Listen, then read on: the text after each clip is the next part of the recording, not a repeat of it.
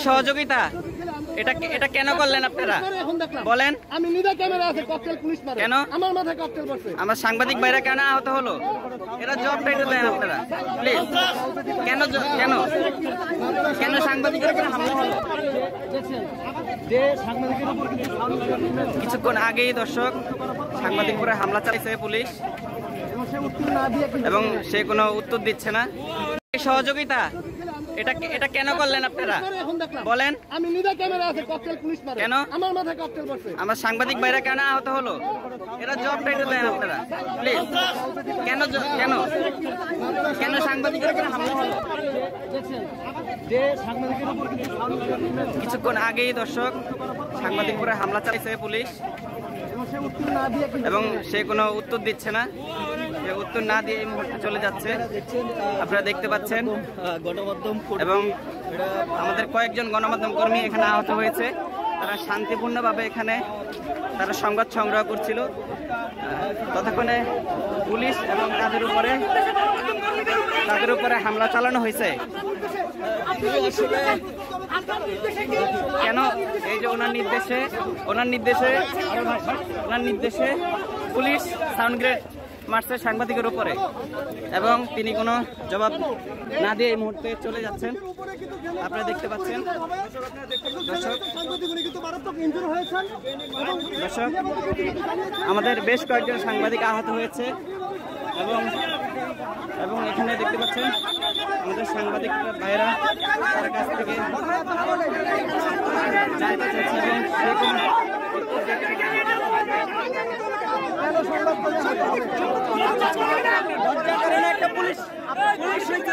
লজ্জা করে না? সাংবাদিকের উপরে হামলা চালায় অসভ্য, কত বড় অসভ্য বেয়াদব বলে সাংবাদিক উপরে হামলা চালাতে পারে।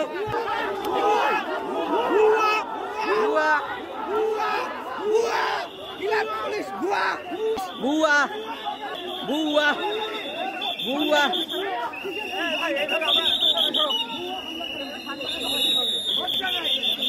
লজ্জা করে না?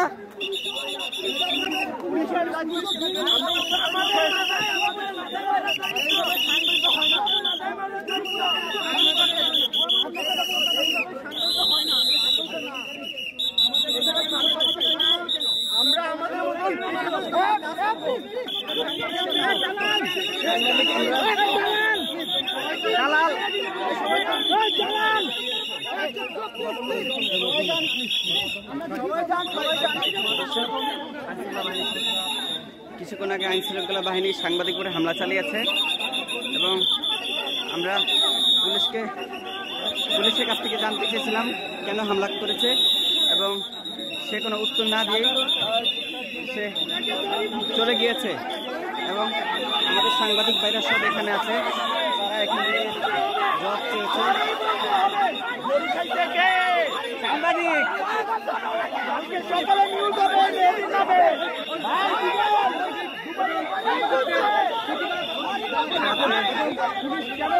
পুলিশ কেন হামলা চালিয়েছে দেখতে পাচ্ছেন।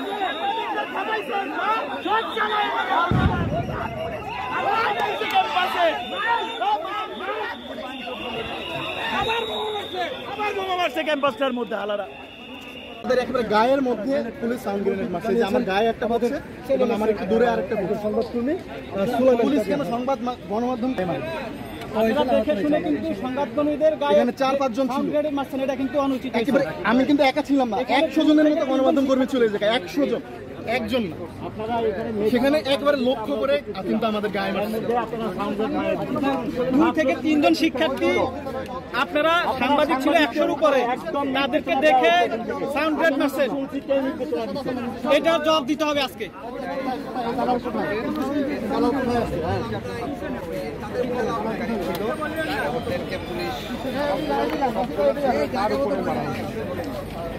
আমাদেরকে পিছন থেকে লাঠি ঘুষি মেরে এবং হচ্ছে তাদেরকে নিচে।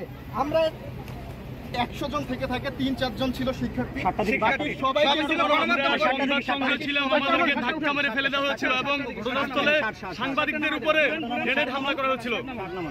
আমাদের একজন সহকর্মী আমরা নিন্দা ও প্রতিবাদ জানাচ্ছি যে সাংবাদিকদের উপরে হামলা কেন।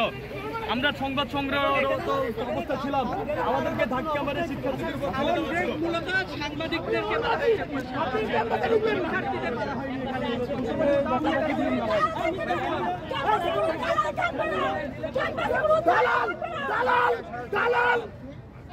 স্টুডেন্টকে ক্যাম্পাস থেকে বের করার জন্য 5টা ককটেল ফুটাইছে, আপনারা সেই প্রশ্ন করেন।